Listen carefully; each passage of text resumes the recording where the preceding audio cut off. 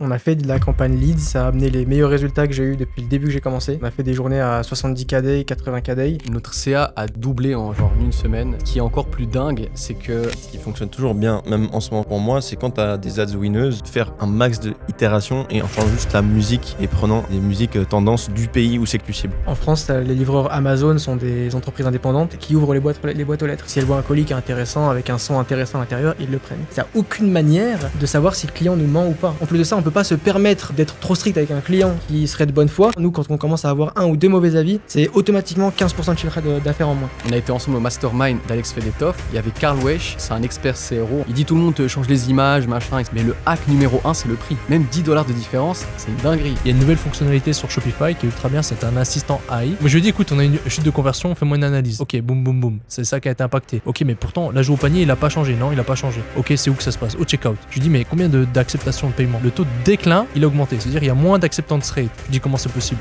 La synchronisation labiale, elle est au point. Et là, on arrive vraiment sur une nouvelle génération parce que non seulement on peut faire des hooks, c'est ce qu'on fait pour l'instant, on peut carrément faire des grosses productions à la Gucci ou à la Cartier, etc. Bon, aujourd'hui, nouvel épisode. Je vais faire une intro très courte parce qu'aujourd'hui, on aura beaucoup de value à donner. Donc aujourd'hui, on est accompagné d'Amine, top e-commerçant qui fait des 35% de marge actuellement. Donc on va décortiquer ça ensuite. On a Alex Selfie qui était déjà là sur le dernier podcast. Vous avez beaucoup apprécié, donc on l'a fait revenir. On devait faire une session brainstorming, moi, Nico et Alex. Et on s'est dit, ok, pourquoi pas le faire devant tout le monde? Pourquoi pas partager la valeur en vrai de manière directe? Et bien sûr, Nico qui est là depuis le début. C'est ça. Bonjour à tous. Bonjour à tous. Bonjour à tous. Donc, commençons direct. Aujourd'hui, ça va être un épisode assez spécial. C'est-à-dire, on brainstorm comme si on était ensemble, comme si on était 4 e-commerçants avancés ensemble et qu'on s'échangeait des tips. Et simplement, ça va être filmé. Ce que je propose quand même, c'est juste de vous présenter brièvement. Comme ça, le public vous connaît. Bah, je commence du coup, vu qu'on connaît pas mal de monde sur cette table déjà. Donc, moi, c'est Amine. J'ai commencé le e-commerce en 2018. À ce jour-là, on a fait 15 millions d'euros de chiffre d'affaires avec mes associés. Et j'ai la chance d'avoir également un associé qui m'a permis de monter une agence marketing en parallèle à côté. Et puis tout se porte bien pour l'instant, donc on espère que ça dure, quoi. Voilà. Et Nico, il m'a dit qu'actuellement, tu fais 35% de marge. Ouais, c'est ça. Bah, c'est-à-dire que depuis le début, moi, je prends toujours des produits qui sont très high ticket pour justement contrebalancer le coût des ads. Et globalement, c'est rare que je fasse en dessous de 20% de marge en enlevant les taxes françaises en plus. Donc c'est assez, Mhm. c'est assez particulier. Mais ouais, on est sur du 35% et pour ça, high ticket obligatoire, quoi. Donc, iTicket, Google, Meta, c'est quoi tes canaux principaux? On commence toujours sur Meta, forcément, parce que si ça se valide sur Meta, on peut décliner ailleurs. On aimerait bien être plus agressif sur Google, mais donc on en fait. Et en fait, on explore toutes les plateformes, on n'a pas le choix. Pour créer justement cet effet d'écho, on fait Snapchat, TikTok, Google et Meta.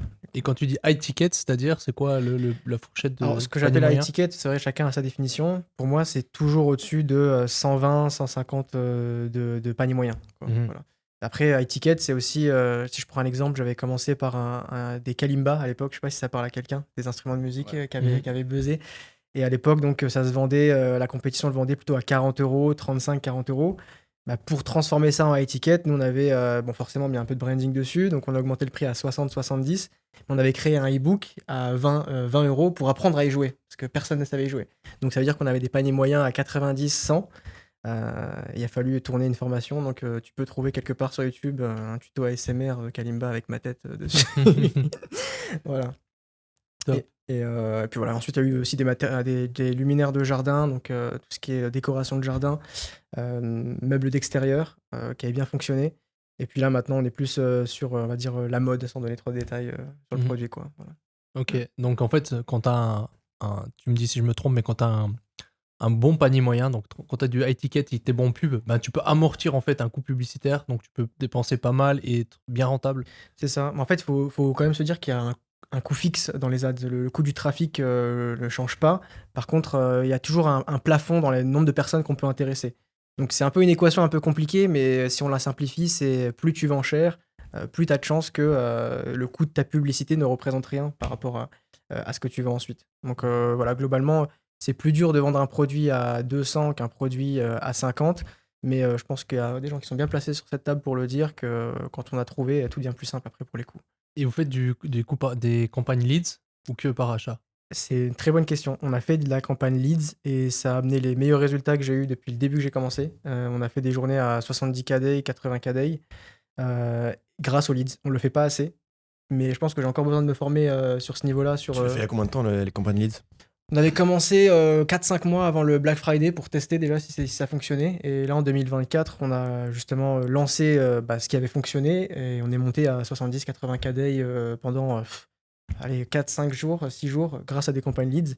Donc, c'est pas quelque chose sur lequel j'ai une bonne expérience, mais c'est clair qu'il faut qu'on utilise ça de plus en plus sur du high ticket. Ouais. Ouais, moi, je pense que c'est sous-exploité. Campagne leads en e-commerce. Ça marche très bien ailleurs, mais pourquoi pas en e-commerce? Et nous, on l'a fait aussi pour Black Friday ou d'autres occasions, et ça marche vraiment bien. Ouais. Et toi, si tu peux donner juste ton retour d'expérience quand vous avez tourné à 70 KD, campagne leads, ce que vous avez fait. Donc, vous avez fait vos campagnes leads, et après, sur quoi ça redirige en fait? Nous, on avait fait une campagne teasing avec une pub très courte, un peu mystérieuse, pour avoir déjà des premières personnes touchées. Ensuite, on a fait du retargeting sur cette campagne teasing pour être sûr au maximum que les gens qui avaient vu le teasing avaient vu ensuite la pub pour les inviter à s'inscrire. Et puis, c'était assez basique, campagne emailing.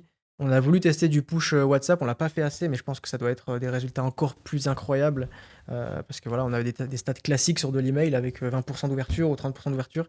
Donc si on avait fait la même chose sur WhatsApp, j'ose même pas imaginer les chiffres qu'on aurait pu faire. Mais c'était assez basique, donc c'était teasing pour pas essayer de mettre l'offre trop tout de suite devant la personne. Donc, c'est une prise de pari, de pas donner, de pas expliquer tout de suite. Ça peut paraître contre-intuitif, mais pour la première fois, on a pris le risque de faire un grand teasing sans dire trop de choses.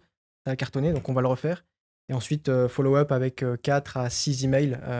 Et après, quelques jours avant le lancement, un mail tous les jours, quoi. Voilà. Ok, donc en moyenne, enfin, dans la totalité, t'as envoyé combien de mails depuis qu'ils ont rejoint la liste jusqu'à l'achat? C'est une bonne question. C'est pas moi qui m'occupe des emails là-dedans. Enfin, j'ai complètement délégué ça, mais je dirais si on a 4-5 mails de teasing et ensuite qu'on a dû faire 4, je dirais peut-être qu'il y a eu 9 mails en tout pour en parler. Voilà. Ok. Ouais. D'ailleurs, c'est toujours, on se demande toujours si on n'envoie pas trop de mails et qu'on va saouler les gens, mais et puis forcément, automatiquement, il y a des désinscriptions. Mais enfin, il y a encore pas mal d'idées qu'on doit déconstruire et qu'on apprend au fur et à mesure avec les chiffres qu'on fait, quoi. T'envoies combien de mails, toi, par exemple, pour un... Je suis pas un expert en lead, honnêtement, mais on le fait de plus en plus. En dehors de Black Friday, Ouais. on crée des listes et là, c'est vrai qu'on arrive à avoir des coups par leads très très intéressants Mhm. et des leads qualifiés parce que tu peux avoir des très bons coups par leads et puis après, ils sont pas qualifiés. Donc, en e-com, en règle générale, c'est plus dur parce que si tu montes ton produit, ils vont être logiquement qualifiés. Ouais. Et ce qu'on fait en termes de media buying, c'est campagne CBO classique en coup par leads avec masse de créa, donc je dirais plus de 50 créa. En général, plus de 50 créa. Ouais. Statiques, courtes, vidéos longues, pareil, assez mystérieuses, on balance pas tout. Ouais. Et après, on reprend les top créatives, on duplique la CBO et on fait de coup par achat, enfin coup par leads. Et là, c'est là qu'on a les meilleurs coups par leads, avec les top winning ads. Et puis après, derrière, on fait remplir un form et on envoie beaucoup d'emails. Je ne saurais pas te dire, ça dépend des campagnes, c'est pour nouveaux produits. Mais je suis pas un spécialiste là-dedans, mais on va se former un peu plus. Vous faites, vous? Et comment tu fixes parce que nous, on avait essayé avant le Black Friday, mais ça n'a pas trop marché. Mais comment tu fixes tes budgets pour les campagnes leads que tu fais, etc. Et comment parce que j'avais vu pas mal de trucs, on avait suivi encore une fois David Fogarty qui avait fait ça sur The Hoodie et c'était incroyable les résultats qu'il avait eu. Parce qu'après, il a montré le ROI par mail, etc. Et comment vous fixez, ok, on va dépenser autant, tu vois, parce que tu peux cramer énormément de cash et en même temps, il faut que derrière, tu assures au niveau des mails, tu vois. Donc, comment tu connais un peu la limite des deux? C'est une très bonne question. Moi, je vais te répondre par rapport à nous. En fait, on nous donnait des barèmes fixes. Par exemple, ok, si tu as tant de leads, à peu près, ça va convertir à tant. Si tu as envie, ça à tant. Ça, c'est le barème général. Mais nous, en fait, on préférait faire d'abord une première campagne test. Ok, pour le Black Friday 2024, on a fait 10 000 leads. Ça a converti tant, on a fait tant. C'est-à-dire que pour le prochain, on sait que ça va être ces barèmes-là pour nous, pour notre niche, pour notre produit. Donc, je pense que c'est ça le meilleur barème. C'est de faire un test et de voir, sur tant de leads, combien après tu convertis. Comme ça, tu sais qu'avec un lead, tu peux faire tant. En sachant qu'il n'y a pas que le Black Friday, il n'y a pas que l'événement que tu fais, il y a aussi tous les autres événements après, parce que tu les as acquéris. Ouais. C'est ça. C'est ce que j'allais dire, en fait, c'est faire des scénarios en calculant taux d'ouverture, taux de conversion moyen, coût par lead moyen, et toujours prendre le scénario le plus pessimiste pour se dire est-ce que là, on est vraiment dans les clous ou pas. Et j'ai envie de dire que, comme tu dis, même si tu es break-even, tu peux te dire que ça reste des gens qui sont dans ton audience et qui vont être réactivés ensuite. Ok. Donc c'est un simple Et vos calcul. campagnes leads, c'est vraiment des campagnes purement genre, tu vois, vous collectez des mails en mode ouais, il y aura une offre de fou pour vous, pour ces gens-là, ou c'est un truc par exemple, parce que j'ai vu qu'un truc qui se faisait pas mal aussi, c'est les concours, tu vois, c'est des Ouais, les concours ou concours instantanés, ils appellent ça, où tu arrives sur une page, c'est ce qu'on avait essayé, Mhm. et en gros, tu as par exemple, tu dis, il y a 5 personnes qui gagnent, je sais pas, X, enfin par exemple un produit, 5 produits, je sais pas quoi, et les gens mettent leur mail, tu vois, donc tu collectes plein de mails, et ils mettent, ok, vous avez gagné ou pas directement. Et tu fais ça, genre, je sais pas, tu dépenses je sais pas combien. Et du coup, tu collectes plein de mails de gens qui voulaient potentiellement gagner un truc. Et après, je sais pas si c'est hyper qualifié ou pas, mais en tout cas, bah, par exemple, Davy, c'est ce qu'ils avaient fait. Et c'était un truc de malade Ouais. mental, tu vois. Parce que ça Et leur coûte pas cher. ouais, c'est ça. Et donc, du coup, ça leur coûtait pas cher. Après, je sais pas, le trafic, c'est qualifié parce que tu vois, tu fais gagner Mhm. quelque chose. Donc, les gens, évidemment, au concours, ils arrivent en Ouais. masse. Mais du coup, ouais, je sais pas. Je sais pas ce que votre stratégie, vous, à ce niveau-là. Déjà, nous, ce qu'on a fait et ce qu'on continuera de faire, c'est que on avait fait une sorte de le teasing. En fait, on savait que ça allait amener beaucoup, beaucoup de leads d'un coup. On les a déjà segmentés dans la base mail. Donc, c'est-à-dire que si on se rend compte que ça convertit pas du tout, on tag entre guillemets cette audience. On se dit, OK, cette audience-là, elle est arrivée de ce jeu concours-là. Donc, on peut analyser par la suite et se dire, OK, si eux répondent moins bien, peut-être qu'on va les faire exit de la liste par la suite. Donc, c'est assez simple. Et ça, c'est au mec qui gère les emails de gérer ça. Euh, Maintenant, il y avait aussi un autre truc que tu avais dit. Mais du coup, vous faites un jeu concours. Vous faites quoi? Enfin, c'est quoi la Justement, ouais, structure on n'a pas fait de jeu concours, Ok. mais justement parce qu'on avait peur, encore une fois, d'avoir un trafic pourri, en fait, qui valait rien. Maintenant que on a essayé avec le Black Friday et qu'on sait qu'on peut segmenter ces gens-là pour les traiter de façon à part, on va arriver sur des jeux concours. C'est justement quelque chose qu'on veut lancer. Et on veut le faire avec WhatsApp, justement, pour avoir beaucoup plus de taux d'ouverture. Et pour l'instant, sur le papier, si on regarde les stats du marché, de ce qui se fait sur WhatsApp, ça devrait cartonner 3 fois, 4 fois plus. Mais Quand tu ouais, dis WhatsApp, c'est-à-dire que tu fais déjà SMS en ce moment, tu veux rajouter WhatsApp. on a fait très peu d'SMS, on a fait quasiment tout par email pour faire les 80K day. Si on fait du WhatsApp, alors WhatsApp, ça a aussi un coût, hein, je crois que j'ai pas envie de dire de bêtises, mais 15 ou 20 centimes pour un push sur un client. Quand tu ouvres une discussion WhatsApp avec quelqu'un qui ne t'a pas parlé dans les 24 et 48 heures, tu payes 15 à 25 centimes pour le contacter. Mais si tu fais le ratio, c'est très rentable. Donc ouais, en effet, Alex, on va commencer à faire du jeu concours et voir si ça fonctionne. Et ce que j'ai envie de dire, c'est que pour avoir une campagne qui a vraiment des résultats exponentiels, on tombe sur les principes marketing de base, mais je pense que l'offre, elle doit être vraiment incroyable. Par exemple, nous, voilà, on a un produit qui est assez cher. On va peut-être se donner la possibilité d'offrir ce produit gratuit-là, mais un différent tous les mois pendant 12 mois. Ah ouais, c'est une dinguerie. C'est très cher, Ouais. mais ça sera au final que pour une personne. ouais. Et si du coup, on intéresse 10 personnes de plus, c'est En des plus, cacahuètes. vous avez une bonne marge. Donc, bon, après, de toute façon, on s'en fout de. On a une tu bonne peux faire des marge, produits. mais ça nous coûtera quand même très cher. C'est-à-dire que peut-être que la personne qui va gagner aura l'équivalent de 4 000 € de gain.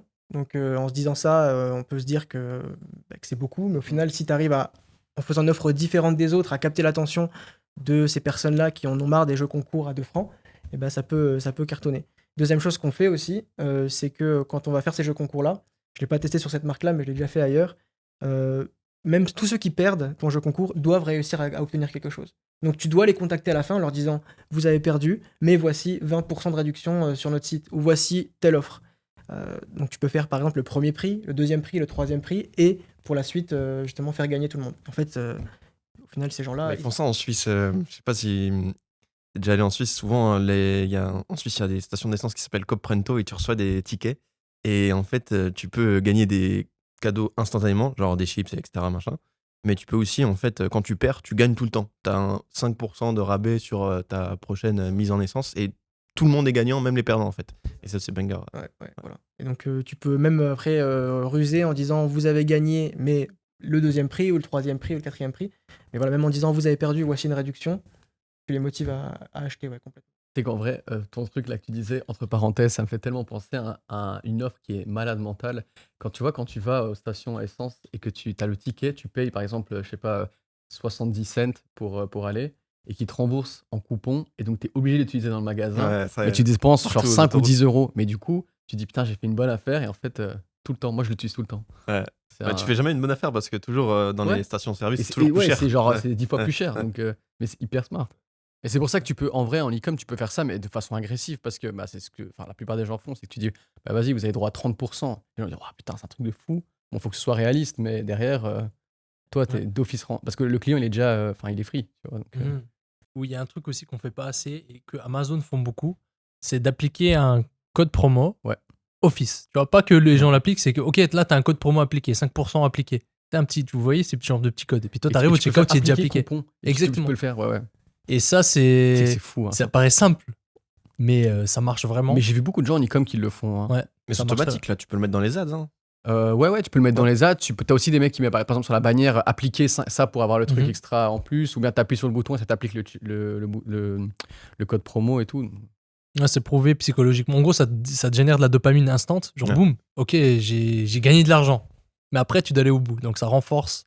Mais ça en vrai, renforce c'est le logique parcours. parce que tu vois, par exemple, moi je prends mon exemple, mais tu sais que même moi encore aujourd'hui, quand je vais sur un site pour acheter des vêtements, s'il y a un pop-up 10%, je le prends. Genre, Ouais. je vais dire, putain, yes, j'ai gagné 10%. Genre, je sens, tu sais, des fois, il n'y a même pas le pop-up et genre, je regarde en ligne, code promo, machin, c'est ça.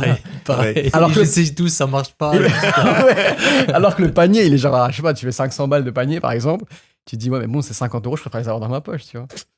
Mais c'est tout con, mais peut-être parce qu'on fait de l'e-com, mais je sais pas si c'est pour ça. Mais J'avais vu un TikTok récemment d'une personne qui avait une petite boutique et elle avait fait un TikTok organique. Elle disait donnez-moi toutes les points qui fait que vous n'achetez pas sur une boutique. Je sais pas si vous avez vu passer, ça fait un peu de bruit. Et il y a eu plein de commentaires de plein de clients qui disaient les raisons pourquoi ils achetaient. Et une des raisons top, c'est si j'ai pas de code promo, j'achète pas. Et donc c'est vraiment banger, c'est 100%. Ce que j'aimerais bien explorer, j'en parlais à Nico, j'aimerais bien trouver. Il y a des plateformes qui convertissent mieux que d'autres, notamment Snapchat et TikTok qui convertit forcément moins bien parce que le targeting est plus. TikTok, ça convertit mieux que Meta, nous, de En ce conversion. moment. Ok, d'accord. Donc ça va dépendre de la niche du produit. on mais va en tout lancer cas, TikTok, nous, on bientôt. va dire que par défaut, en tout cas, historiquement, l'algorithme de ciblage de Meta était plus puissant que celui de TikTok. Mais du coup, on a du mal à vendre autant sur TikTok et Snapchat. Et je cherche une application, je fais un appel à l'aide, une bouteille à la mer si jamais, mais qui permet justement d'avoir un code promo différent sur le site internet en fonction de la page. Je sais qu'on peut faire ça avec des UTM, Avec mais Jumpage, non avec Jumpage. je veux Jumpage, dire. ouais, il me semble.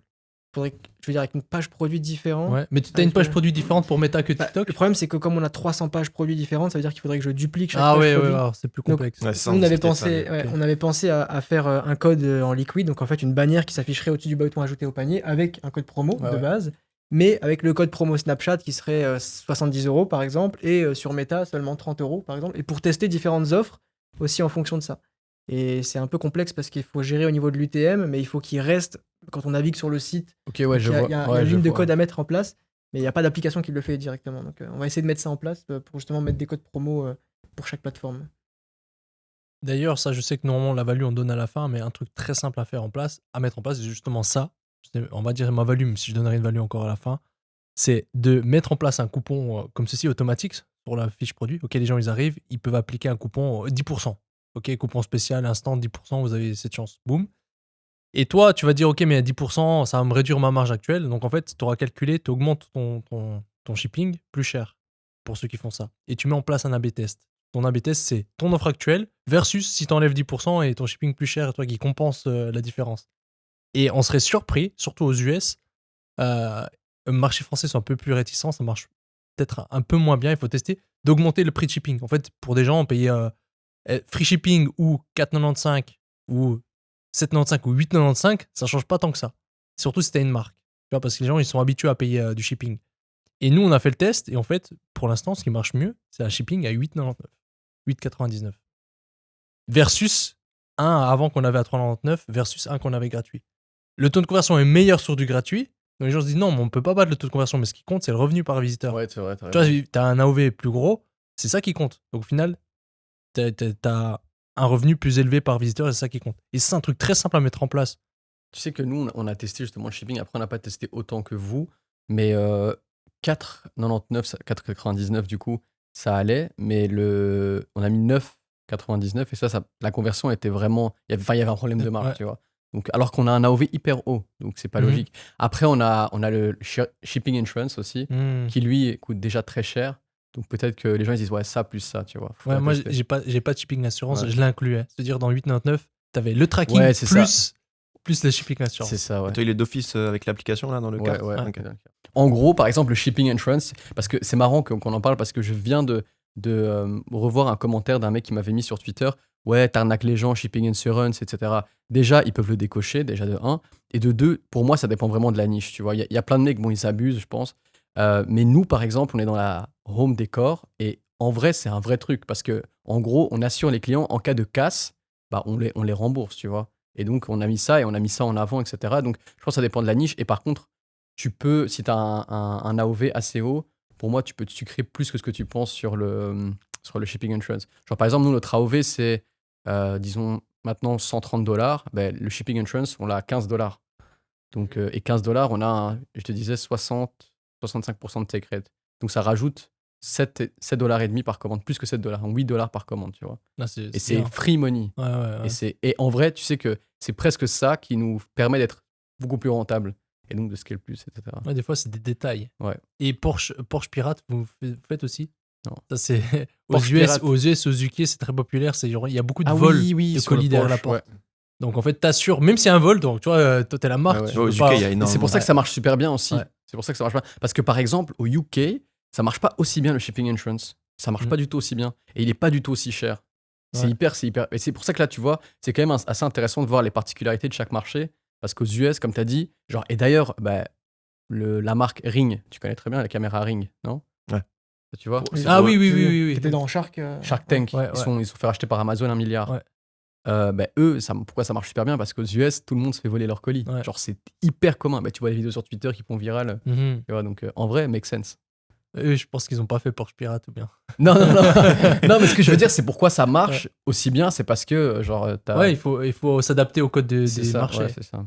Et En France, je pense qu'il y a aussi des vols de colis, non? Ouais, bah, en France, énormément. En fait, énormément. le problème, c'est qu'en en France, Europe, Ouais. c'est pas en fait. France, les livreurs Amazon sont des entreprises indépendantes qui ouvrent les boîtes aux lettres. Donc en fait, elles ont les clés des boîtes aux lettres, elles ouvrent, et si elles voient un colis qui est intéressant, avec un son intéressant à l'intérieur, ils le prennent. Et ça, en fait, il n'y a aucune manière de savoir si le client nous ment ou pas. Et on s'arrache les cheveux à cause de ça. Là, on a une politique qui est vraiment très, très, très généreuse pour les clients, on les croit à chaque fois. La seule chose qu'on fait pour limiter ça, c'est qu'on leur demande une pré-plainte sur le site de la police nationale. Donc ça peut rebuter un peu les personnes qui ont peur de déposer une plainte sur le site de la police, même si ça prend que 5 minutes. Et ensuite, on leur fait signer une décharge, pas une décharge, mais un engagement sur l'honneur qui disent la vérité. Et seulement une fois qu'ils ont ça, on les fait patienter 10 jours en disant qu'on va contacter notre assurance, alors qu'en fait, on sait qu'on va les rembourser. On veut juste filtrer les gens qui sont malhonnêtes, en fait. Et ceux qui sont malhonnêtes, souvent, tu le sais directement. Ils te disent, alors qu'on veut leur rembourser un produit qui est potentiellement à 300-500 euros, ils te disent non, je signerai pas votre papier, j'ai pas 5 minutes. Bon, bah là, il y a un truc qui est un peu louche, quoi. Mais on essaye juste de rendre la chose un peu plus compliquée, mais c'est un vrai C'est fléau. compliqué, règle de remplir le formulaire. Ouais, mais je veux Attendre dire, 10 jours de faire mais je me mets à la place de sur quelqu'un, déjà, on leur répond de manière chaleureuse. En vrai, c'est logique. Voilà. Non, mais t'as raison, 100%. On leur répond de manière chaleureuse, c'est-à-dire que nous, on se met à la place, des fois, c'est une mère qui a commandé son cadeau pour son fils, etc. Donc on se met en 4 en essayant d'aller renvoyer un produit qu'on a en stock. Mais, et puis ça, voilà, c'est des fois, alors au début, je suis quand même proche de mon service client. Donc quand mon service client a du mal à régler un problème, je gère le problème au téléphone et après, je leur fais une vidéo où je leur explique.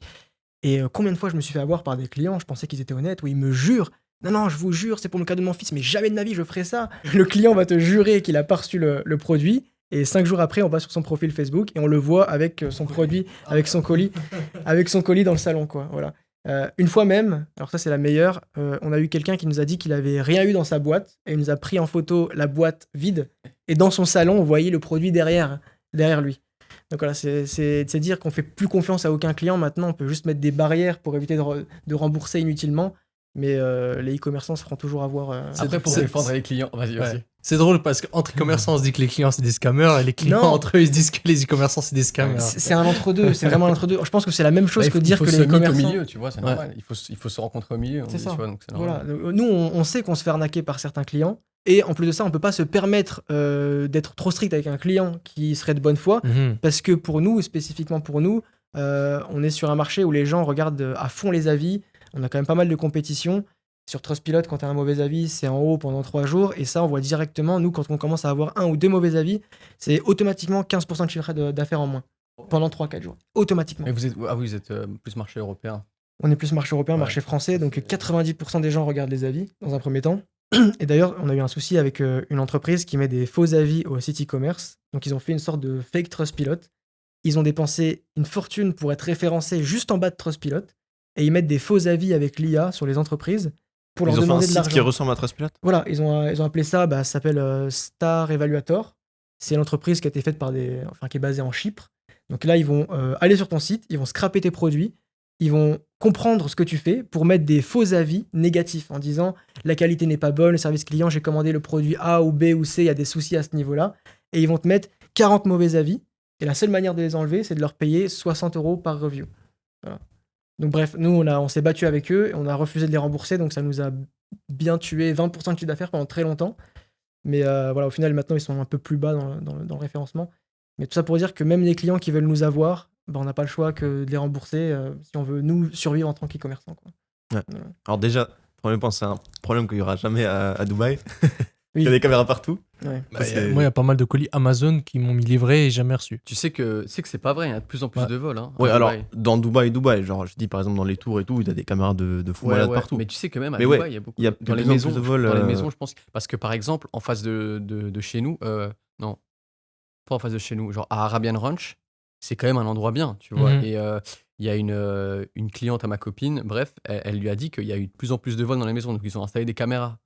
Et c'est des Philippins en plus qui volent. Hmm. Et c'est des malades mentaux. Ouais, hein. ils sont fous.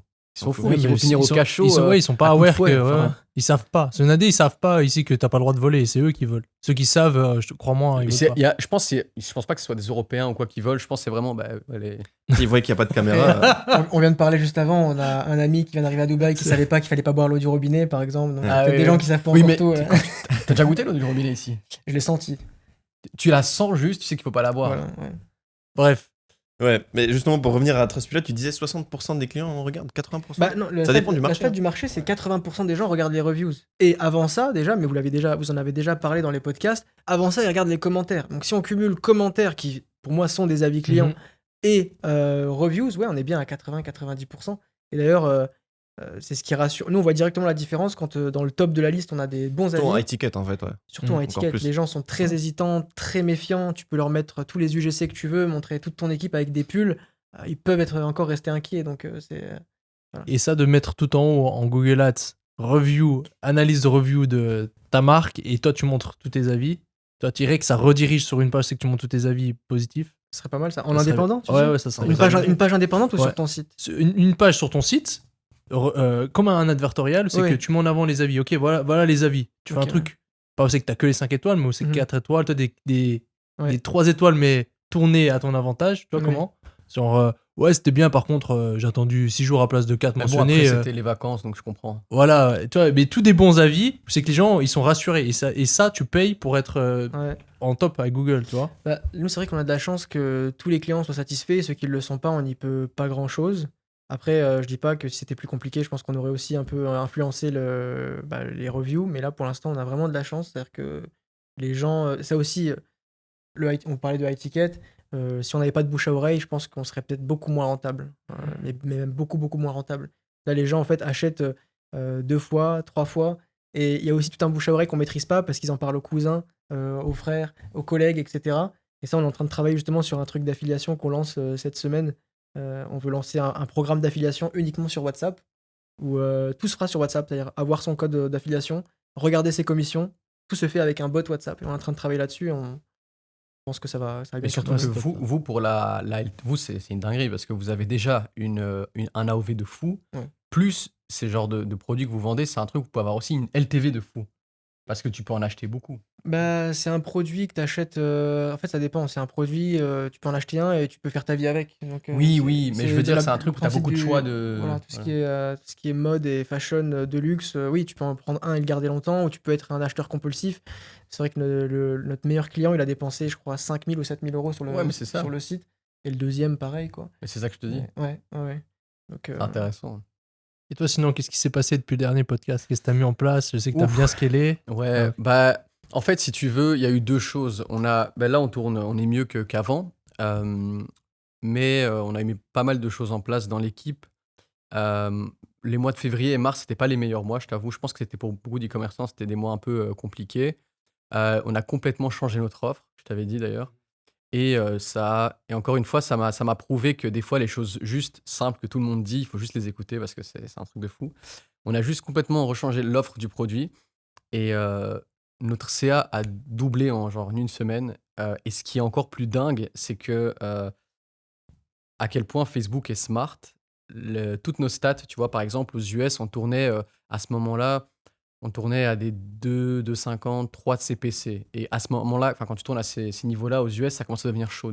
Parce que même si tu as une conversion de 3%, ton trafic est tellement cher qu'en fait, tu n'arrives pas à être rentable. Et nous, c'est ce qu'on avait en fait. Et du coup, on se cassait la tête, on était en mode putain, mais comment ça se fait et tout.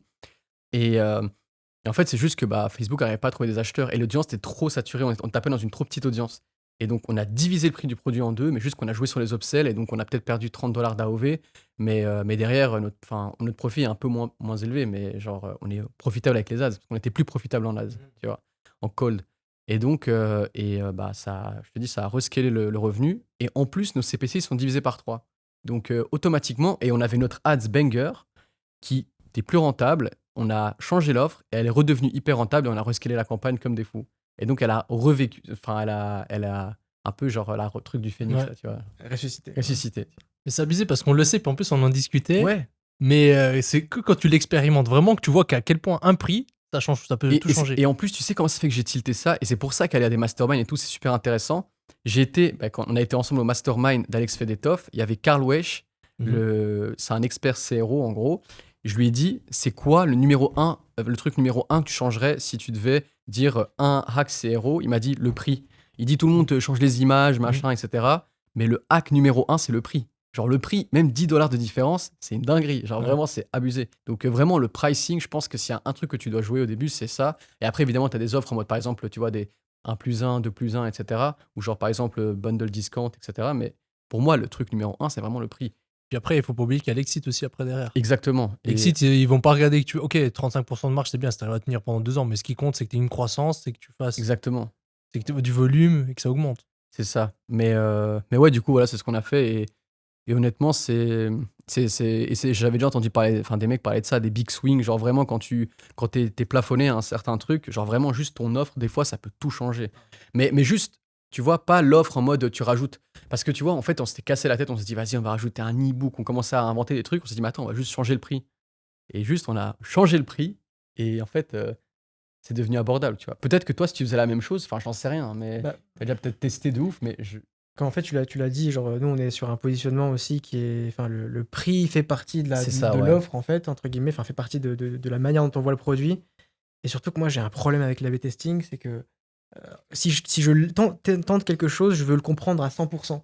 Et quand on fait de l'A/B testing, ok, on segmente les visiteurs, on change un truc à la fois, mais il y a tellement de facteurs qu'on maîtrise pas. Par exemple, tu baisses ton prix, tu peux voir est-ce que ça vend ou pas, mais en effet, tu viens de dire que tu as ouvert une nouvelle poche d'audience. Donc, est-ce que cette audience-là va mieux reconvertir avec les emails ou non? Est-ce que du coup, tu dois aussi changer ton copywriting? Est-ce que tu vas handicaper une autre audience?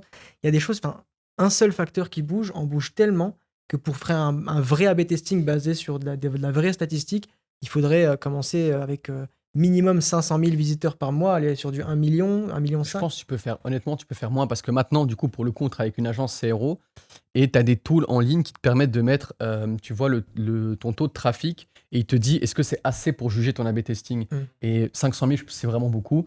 Mais par exemple, là, l'agence avec laquelle on travaille, nous, en moyenne, on a 400-500 000 visites par mois, tu vois. Et il nous a dit là, les A/B tests, on va les faire, c'est normalement 3 semaines, tu vois. Donc, 2-3 semaines. Et il me dit là, tu as déjà de la bonne data. Bon, après, c'est parce on a quand même beaucoup de trafic, mais je pense que, ouais, à mon avis, 100 000 ou 200 000. Parce que c'est vrai qu'il y a tellement de variables. Donc, nous, par exemple, alors, il faut savoir que 30% de nos ventes viennent de l'organique, viennent des posts qu'on fait sur les réseaux sociaux. Donc, sur environ 400-500 000 par mois, c'est quand même pas mal, juste de l'organique. On sait que c'est très instable, mais on sait aussi que ça a apporté du junk traffic, du trafic qui est là souvent juste pour regarder. Donc nous, quand on change un prix, on risque de plaire à cette audience-là et à se dire super, on va valider. Mais le jour où l'algorithme change et qu'on n'a plus du tout de portée sur les réseaux sociaux, est-ce qu'on met pas notre marque en danger? Toi, tu as 100% raison, je suis d'accord avec ce que tu dis. Et toi, ton prix en fait fait partie de ton branding et ton positionnement. Exactement, c'est ce que j'allais rebondir là-dessus. Tu changes ton prix, tu changes ton branding et positionnement, ce qui fait que ça a d'autres répercussions. Surtout c'est ça que j'allais dire. J'allais dire exactement la même chose. Que toi, c'est vraiment le prix qui est adapté à ton branding, quoi. C'est pour ça que, ouais.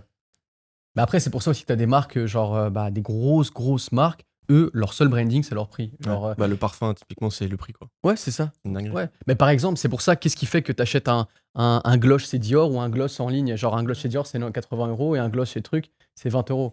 Et ce qu'ils font, regarde, bête exemple, Skims, le shapewear. ça coûte cher, tu vois.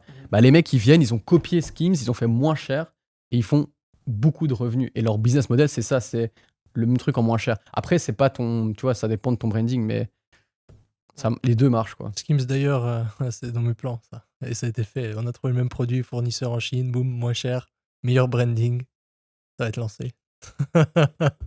Mais en termes de fashion, en fashion ou tout ce qui est produit, c'est que les gens sont aware, comme parfum, comme bijoux par C'est exemple. trop facile. En fait, si tu te positionnes avec le prix, t'as une audience qui est C'est trop facile. énorme parce que les gens connaissent ce que c'est et si c'est moins cher, bah, ils vont acheter juste parce que c'est moins cher. Ou si c'est plus cher, ils vont être Ça intrigués. aussi, j'ai pensé à ça, tu vois, même chose. Aura Ring. Aura Ring, ouais. Aura Ring, tu fais des Aura Ring moins cher. Après, je sais pas si les gens sont très aware du Aura Ring. Ouais, Aux quand US, même, ouais, ça commence. mec, c'est abusé. Ou Fort, la fort, houppe, fort. ouais, tu fais une houppe moins chère. Ah mec, je te jure, c'est abusé le Ring. Moi, je savais La pas. houppe, en fait, le problème, c'est que c'est vraiment pas cher de base, en fait. Genre, c'est Ouais. juste. Tu l'as Parce que- gratuit, c'est un abonnement. Parce que tu sais qu'en plus, Aura Ring, Mais là- ils ont Ouais. 3 concurrents. Ils ont 2 concurrents. Ils font Superhuman, là. Ouais. Ultra Mec, Human. il est- Banger ils aussi. marchent ils font tous. son argent. Ouais. Et c'est même pricing. Ils ont même la marque de l'associé de Davy Fogarty sur Daily Mentor qui s'appelle Casey. Sa marque, c'est Kalo. Ils ont lancé aussi la Oura Ring. $200. Tu viens, je regardais sur AliExpress, etc., sur Amazon. Tu les prix. $60, $70. Bon, après, l'application est peut-être pas ouf, mais tu peux faire des bonnes applications en Chine et tu viens et ça fait le taf. Et d'ailleurs, ça me rappelle à l'époque quand tu vendais, tu vois, faut faire gaffe avec tout ce qui est les trucs d'IP et je sais pas quoi. Mais tu vois, les faux Apple Watch, etc. Il y a plein de gens mais maintenant, il y a plein de gens qui n'ont pas les moyens de s'acheter une Apple Watch. Et donc, ils achètent une montre connectée, ils appellent ça, tu vois. Et ça marche. Ouais. Bah, à l'époque, les AirPods. Ouais, Les bah oui, mais AirPods, bien sûr. Des énormes chiffres qui se faisaient sur les influenceurs, juste parce que tu vends des AirPods moins chers. Et regarde, UAE, c'est quoi leur business model? C'est juste ça. Ouais. C'est ça, tu vois, c'est ça. Le fashion aussi. Hein. J'ai les- chiffré énormément sur des produits qui, en fait. C'est des dupes. Ouais, c'est Ouais, comme des c'est- dupes. ouais. Ouais. C'est Mais- des dupes, ouais. Mais totalement. C'est pas en mode contrefaçon, tu vois. C'est vraiment en mode Non, c'est ça, ouais. un peu Mais similaire. en fait, c'est le business model des Chinois. Genre, c'est ce qu'ils font avec leurs voitures. C'est ça. Bid, c'est ce qu'ils font. C'est ça. Et c'est vrai, non? Et ils sont partout ici, ils sont partout. Ouais, mais parce que, mec, ça coûte Partout. $30 000. Ils vont Ouais. dire, mais je vais acheter ça, là, pas une Tesla. Après, même, c'est moins cher, je pense. Mais c'est un bon élément que tu soulèves. Et j'en parlais à Nico. En fait, je pense que le meilleur A/B testing qu'on peut faire pour nous, qui ne pourront pas justement faire évoluer nos prix parce que ça casserait tout le marketing, bah, là, on veut tester un nouveau marché. J'en ai parlé à Nico avec une petite spécificité.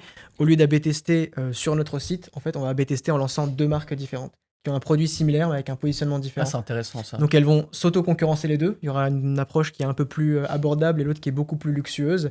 Elles vont s'auto-concurrencer. Donc déjà, on prend 2 places sur un marché, sur un type de produit bien défini.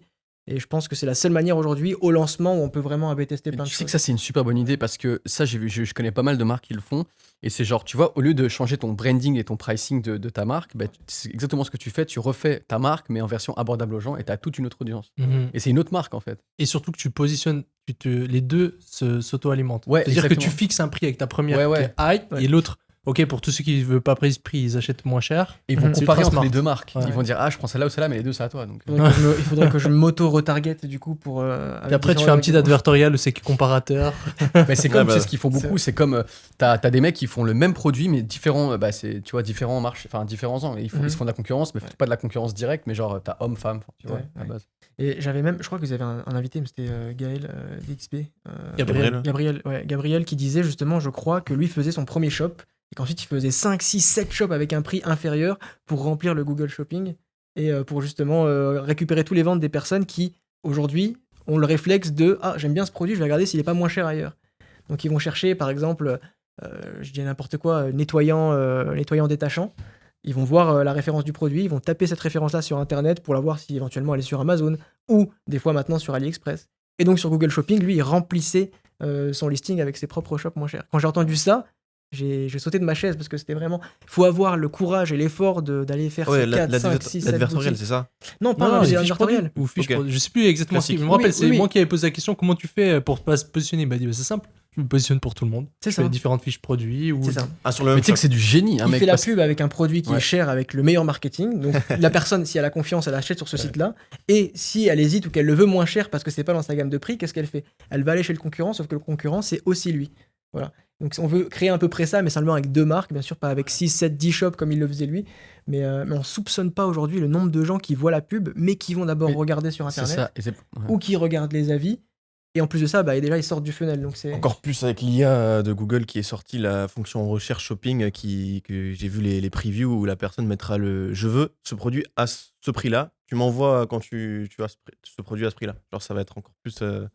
Mais c'est pour Ok. ça que je te dis que le truc du pricing, pour moi, ça reste quand même l'offre numéro 1. Parce que le truc, c'est que à moins que tu aies un branding de fou et que tu peux te permettre de pricer ça, ou bien que c'est ton branding, genre, malheureusement, genre, par exemple, nous, notre seul concurrent, c'est Amazon, tu vois. Et parce que les gens, que tu le veuilles ou non, ils vont dire, ah, mais c'est moins cher sur Amazon, on va l'acheter sur Amazon. Alors, tu peux avoir un meilleur branding et avoir plus de trust, etc. Mais au final, surtout aux US, les gens utilisent beaucoup Amazon. C'est comme ça, tu vois, on Mais- perd des parts du marché avec Amazon. Le concept de ton produit principal, il est trouvable aussi sur Amazon? Non. Même si vous l'avez amélioré? Non, ok. C'est pour ça. Bon, déjà, c'est une manière C'est ça. de survivre parce que Ouais. je ferai plus jamais une marque sur laquelle je peux être comparé encore aujourd'hui. Donc là, nous, on est arrivé sur un produit qui justement existe dans plein d'endroits. On se démarque sur la qualité, on se démarque sur le niveau de personnalisation dans le produit. Mais c'est clair et net que plus jamais de ma vie, je ferai un produit où je sais que je peux être remplacé en 2-2. Alors, si sur des coups one-shot, il y a encore beaucoup de gens qui le font. Et puis il y a des gens comme Mathéo qui aussi arrivent justement avec des produits simples en apparence à garder une place sur le marché pendant longtemps. Mais moi, si je vois mon produit sur Amazon, j'arrête.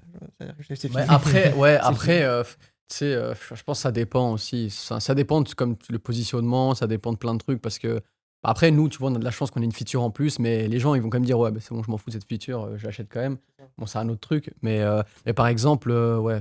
Mais Tu même penses si au t'as que- shapewear, au shapewear, t'as plein de shapewear sur Ouais, Amazon et même, pourtant. Ça trop dépend de tes classique, skills sans en même la e-commerce. grille, ça dépend t-shirt, ouais, ça dépend. C'est ça, Ouais. trop classique, c'est que tu trouves des t-shirts. Je pense que ça dépend vraiment de ton marketing en fait. Tu regardes une marque comme Noro. Noro, Bah oui. elle fait des produits que tu trouves que n'importe qui trouvait sur AliExpress. Elle avait je sais pas combien de copycat, mais elle fait quand même 100 M par mois. Par Oui. mois. Par année, pardon.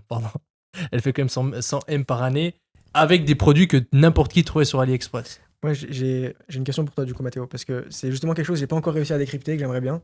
C'est quoi le secret des marques qui arrivent avec un produit ultra mainstream? Nous, on a un produit qui est mainstream, qui est très répandu, mais on le fait mieux, on le fait d'une meilleure qualité, on le vend plus cher. Donc, on s'est vraiment positionné sur le haut de gamme. C'est quoi le secret des marques qui arrivent avec un produit basique à justement maintenir des chiffres comme ça? Dans un univers C'est pas le concurrentiel. En fait, quand tu comprends que c'est pas le produit, C'est ça pas le Oui, mais- produit, c'est le marché. Ok, ils arrivent en fait dans un marché, énorme marché, et simplement, tellement ils sont bons en direct response et en e-com, Mhm. qu'avec leur technique, ils vont pouvoir acquérir une grosse partie de ce trafic. Ok, mais tu Donc dois en fait, ça forcément- dépend c'est pas le produit, ça dépend du marché. Ok. Donc par exemple, comme Noro, c'est pas leur knee massager, c'est les gens qui avaient des douleurs au genou. Tu vois, ils ont targeté tous ces gens-là parce qu'ils faisaient des vaisselles qui étaient très unaware, c'est-à-dire que n'importe qui avait une petite douleur au genou, ça allait leur résonner. Ok. Mais je trouve encore que c'est un produit qui est un peu niché, qui répond à un besoin précis. Maintenant, si on prend les trucs qui sont vraiment généralistes, Comme comme, un t-shirt. Comme nous deux. comme un t-shirt, Comme nous deux. comme du gloss, comme Ah ça, ouais. on est très répandu. Non, tu dis nos deux marques. Ah oui, nos deux marques, oui, c'est Ouais. vrai. Mais par Ouais, exemple, mais toi, nous- tu peux faire du bon marketing Mais avec moi, ça. je sais pourquoi tu démarques, tu m'as expliqué, t'as quand même un aspect technologique novateur. Ok, je trouve le produit partout ailleurs, mais il y a ce petit détail-là qui répond à un besoin précis. Ouais, mais tu sais que justement, c'est parce que là, tu te focuses trop sur la feature, mais nous, on joue même pas en avant. Enfin, on met en avant la feature, mais les gens, ils l'achètent même pas pour ça. Genre, c'est juste que.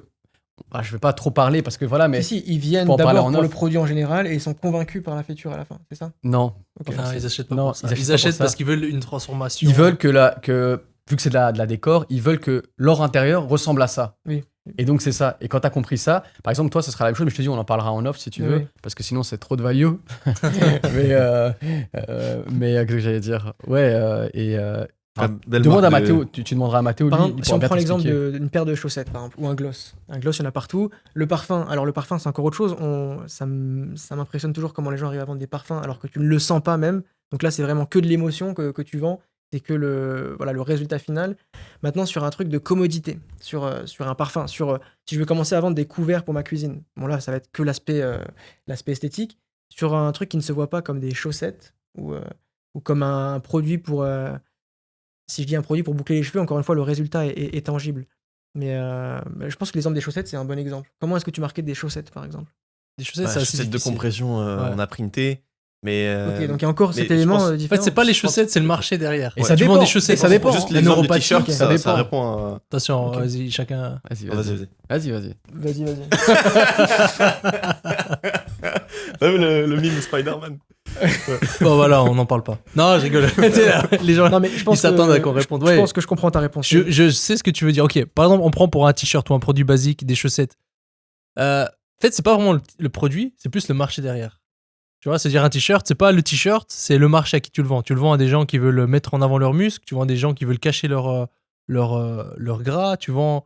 Tu vois, c'est comme les chaussettes. Tu vends des chaussettes à des gens qui veulent pour la neuropathie, des chaussettes pour améliorer le sang, des chaussettes juste parce que c'est stylé. Ça dépend du marché, c'est pas vraiment le produit. Par exemple, j'ai 2 amis qui vendent des chaussettes aussi, mais c'est des chaussettes pour courir, par exemple. Tu vois. Et donc, Hmm. c'est des chaussettes Ouais. qui te permettent d'être un bon coureur. Mais c'est pour ça que tu peux pas vendre un produit juste en disant vas-y, je vais vendre ce produit parce qu'il est mieux que tout le monde. Parce que combien de gens vendent des produits avec une meilleure qualité c'est le meilleur produit du monde, mais ils n'arrivent pas à le vendre parce ils sont à chier en marketing. Et à l'inverse, combien de gens vendent des produits de merde et qui ils font des millions, enfin des marques qui existent qui sont à chier, et après tu compenses, tu vois. Et après tu t'améliores ton produit. Ouais. Mais, En gros, pour répondre à ta question, si je veux vendre des chaussettes, je vais venir regarder maintenant avec ChatGPT, ok, où c'est qu'il y a le plus gros marché, qu'est-ce qu'il pourrait avoir comme market fit, quel angle marketing. Ok, il va me dire peut-être il y a tous les, je sais pas, je dis une connerie, tous les jeunes mamans qui veulent des chaussettes plus douces. Donc là, il y a un énorme marché. Il me dit qu'il y a 100 millions de personnes sur la planète. Ok, donc je vais créer mon marketing par rapport à ça. Donc je vais orienter tout mon marketing par rapport aux jeunes mamans qui veulent des chaussettes plus douces. C'est pas un très bon exemple. Je dirais plutôt des vieux, ok, qui veulent des chaussettes qui permettent de pas sentir mauvais des pieds. Ok. Donc je vais créer tout mon marketing autour de ça. Maintenant, on est sur un produit qui est très aware par rapport aux gens. C'est-à-dire qu'il existe beaucoup de chaussettes. Pourquoi tes chaussettes? Donc il faut déjà un unique mécanisme différent. Donc par exemple des chaussettes en laine de mouton, par exemple.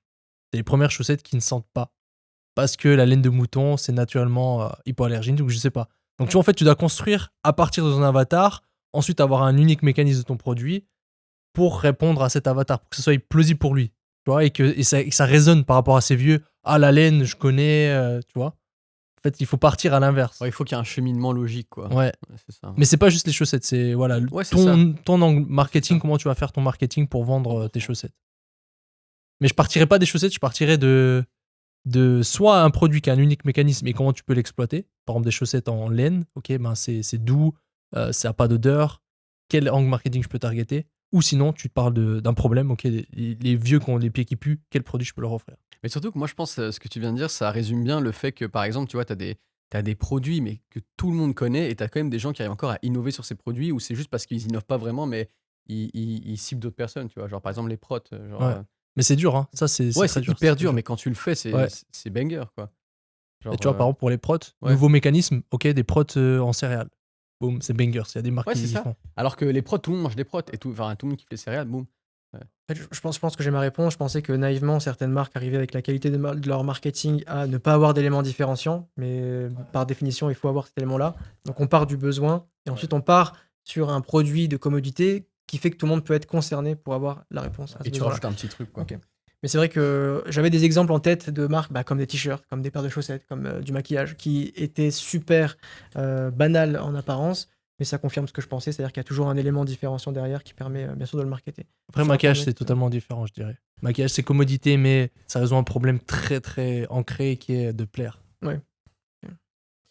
Ça marche, moi j'ai ma réponse. Mais d'ailleurs, j'y pense parce que moi, j'avais un produit qui avait pété sur Meta Ads et c'était spécifiquement presque tout le spend dans aussi les jeux mobiles.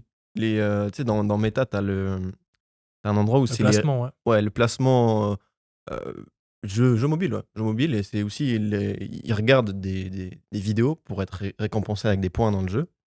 Et j'avais un produit qui avait performé là-dedans. Et en fait, c'est vrai que si je fais le format horizontal, c'est banger en fait. Donc, Ouais, il y a aussi pas sur Meta en fait. Il y a pas mal de formats horizontaux Ouais. qui marchaient très bien et que les gens font quasiment pas. Ouais.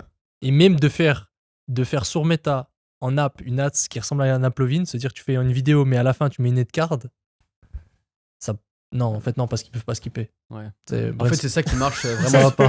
Non, mais ce qui marche sur Appleville, c'est ça, c'est parce que tout le monde skip. Et Ouais. après, tu vois d'office le N-card et tu te dis, ah, ils sont intrigués. Ouais. Ouais. Non, c'est pas mal, c'est intéressant. Mais ouais, format 9-16 sur non, 16-9 sur Meta, je sais que ça marche. Et TikTok, tu spends bien, toi? Parce que Pas encore, tout ce qui mais est. vu que Mathéo m'a dit vous spendez beaucoup sur TikTok par rapport à votre budget total. Non. Applovin, pas mal. Mais TikTok, là, on a un média buyer Ok. et qui est pas mal. Et on échange beaucoup. Genre, il coûte pas très cher. Et moi, je lui dis, tu devrais faire ça. Plus de budget. Au départ, il dépensait 500 000. Je dis, non, mais Comment ça, plus. attends. 500 Ah, à 500, 1000 ouais. dollars par jour. Je dis, mais il faut mettre beaucoup plus. Tu scale, tu peux aller jusqu'à 10K. Il était Sans- rentable, il était bien profitable. Oui, rentable. Et puis après, dès que je lui ai dit ça, on est passé à 10K de spend par jour. Ah, quand même. On était rentable. Mais après, comme tu sais, sur TikTok, même si tu alimentes avec les Ouais, créatives, je sais. ça chute toujours. Donc là, on devrait être à peu près à 5K, je dirais. Je sais pas encore, j'ai pas checké. Mais on peut mettre plus de sauce. Et si tu es à l'aise de partager par rapport à votre budget global, c'est combien de pourcentage? Parce que je sais que ça se ressemble pas mal chez. TikTok, je saurais Par pas rapport faire à le calcul, Meta, mais très ouais. peu, honnêtement. Ah ouais, très ok. peu. Est-ce que quand tu as activé Applovin, quand tu as commencé à bien spend sur Applovin, tu as des meilleurs stats aussi sur TikTok ou c'est vraiment que Meta que tu vois des changements? Ben, j'ai pas vu énormément de changements sur Meta, mais c'est vrai que ça alimente l'écosystème. D'avoir plus de spend, ça va te permettre de gagner plus d'argent. C'est logique. Parce que tu vas targeter plus de Bien gens. Si tu as sûr. une brand, Ouais. les gens vont revenir, tu vas être plus aware et Bien sûr. ça va mieux fonctionner partout. Entre TikTok, non. Mais le problème en fait qu'on a, et c'est ce qu'on va mettre en place dès lundi, c'est que nos top winning ads sur Meta, on les duplique sur TikTok et sur Applovin. Applovin. Mais les top winning ads sur TikTok Ouais. ne sont pas forcément exactement les mêmes que sur Meta.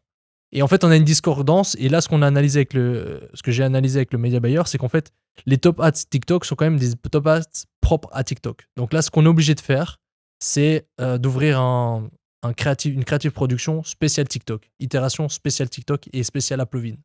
Donc là, dès lundi, en fait, on va analyser les top ads Meta, aussi d'Applovin et aussi TikTok, et on va mettre en place des itérations spéciales et une nouvelle manière de créer spécialement des TikTok. Moi, TikTok, ce qui fonctionne toujours bien, même en ce moment, pour moi, c'est quand tu as des ads winneuses, c'est de faire un max d'itérations et en changeant juste la musique Ouais, et prenant ouais. des musiques tendances du pays où c'est que tu cibles.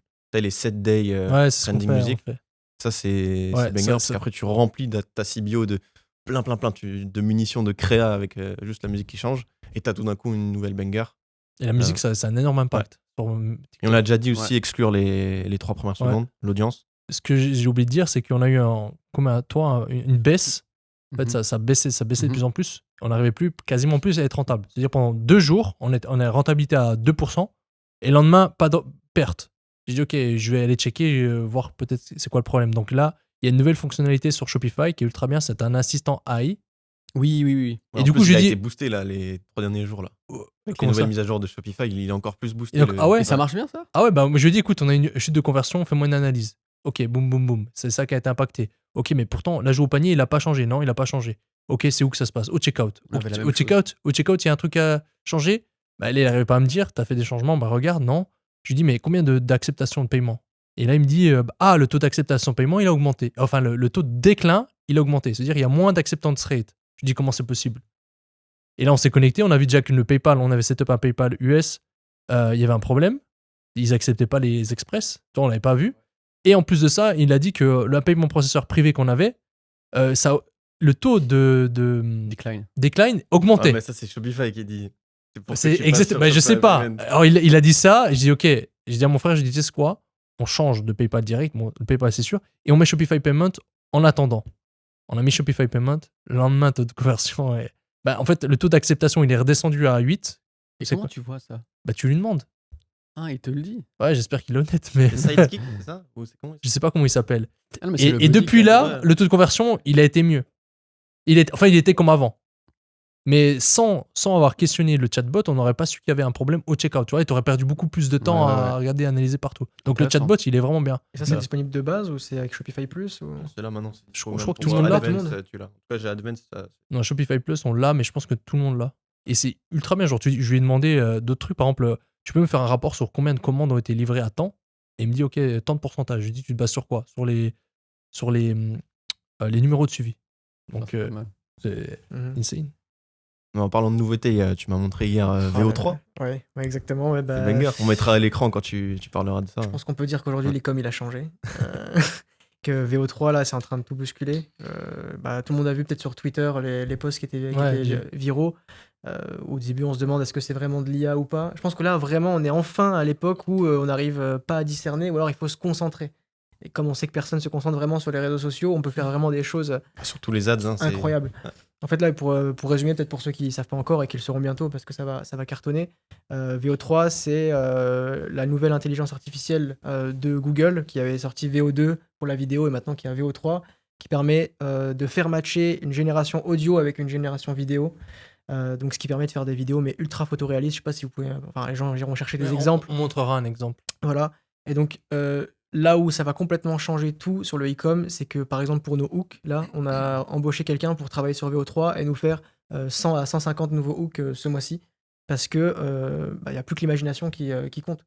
Je m'avais parlé de créatives qui étaient un peu, je ne vais pas les dire, mais qui étaient assez innovantes. Là, par exemple, si vous avez envie qu'un professeur de mathématiques parle de votre produit, ou qu'il y ait un JT télévisé, ou là, j'ai eu l'idée, par exemple, de faire un président de la République qui ferait un discours en parlant de mon produit, et ben ça fonctionne, c'est photoréaliste, c'est 4K, on a l'impression que la personne le dit. Tu m'as montré hier, je t'ai bluffé. La synchronisation labiale, elle est au point, et là, on arrive vraiment sur une nouvelle génération, parce que non seulement on peut faire des hooks, c'est ce qu'on fait pour l'instant, mais on peut carrément faire des grosses productions à la Gucci ou à la Cartier. Les vidéos, du coup, tu peux les faire sans problème de 30 secondes ou 1 minute même ou... C'est quoi le process? Par défaut, tu fais une génération de 8 secondes. Enfin, la vidéo, la première génération dure 8 secondes.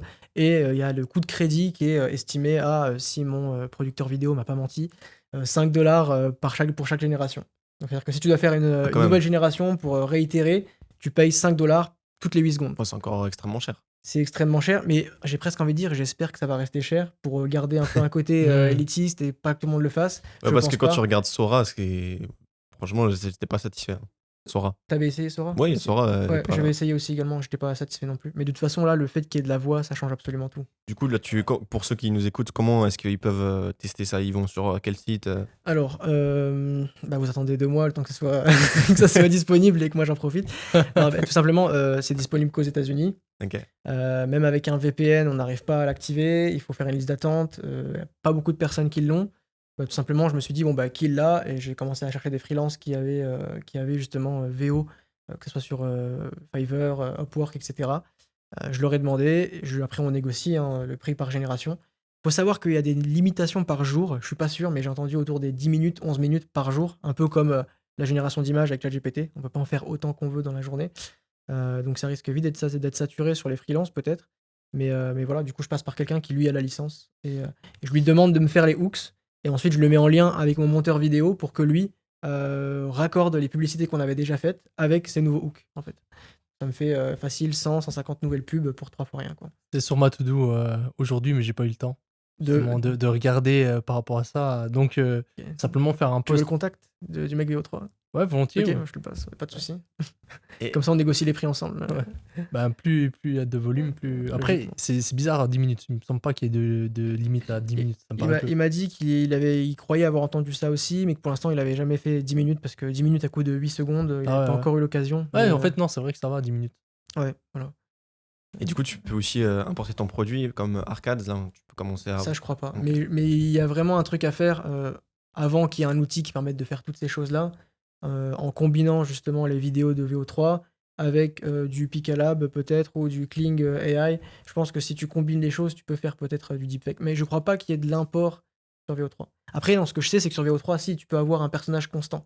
Donc si tu as créé un personnage de jeu vidéo, par exemple, il va rester hyper constant. Mais on est à un niveau de précision d'IA. Limite, c'est mieux que le podcast, là. On est mieux. Ouais, je pense qu'il sera beaucoup plus BG que nous tous, là. Mais ce que je veux dire, c'est que j'ai même vu des gens faire des top 1 sur Fortnite en IA. Donc tu vois la personne qui est devant son écran avec le mec qui sort sa pioche et qui tue quelqu'un, etc. On est à ce niveau-là. Ils peuvent reproduire un jeu vidéo. Donc c'est assez bluffant. Mais ils ont reproduit aussi la personne qui joue. Oui, voilà. Qui se projette en bas de l'écran. Ouais, comme si quelqu'un stream, tu le vois en full IA. C'était banger dans le mettre. Et si tu regardes l'animation de Fortnite, tu vois qu'il y a certains textes dessus qui font pas de sens ou qui sont pas logiques. Mais pour la première fois, on doit se concentrer pour repérer que c'est faux, quoi. C'est banger. C'est juste ce qu'il me fallait. Parce que ça, c'est bien beau de générer du contenu, mais si tu génères du contenu d'une bonne manière, en gros, maintenant, mon process, c'est quoi? Grâce à ChatGPT, grâce à recherche profonde, Deep Search en anglais, tu peux connaître parfaitement ton avatar. quand tu connais parfaitement ton avatar, tu peux lui demander, ok, par rapport à mon avatar, quel est le personnage qui résonnerait le plus avec lui?